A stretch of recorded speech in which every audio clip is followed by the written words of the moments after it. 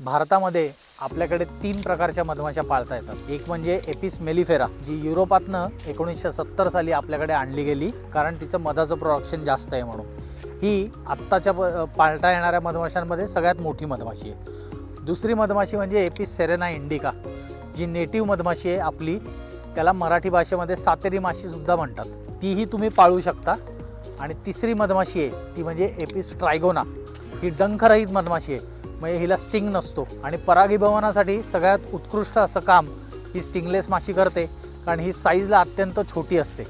तुम्ही जर ही मधमाशी बघितली तर तुमचा विश्वास बसणार नाही की तुम्ही मधमाशी बघताय म्हणून। तर तुम्हालाही हे मधमाशी पालन करायचं असेल आणि तुम्हाला ॲडिशनल इन्कमची गरज आहे तर खाली दिलेल्या नंबरला तुम्ही जरूर कॉन्टॅक्ट करा।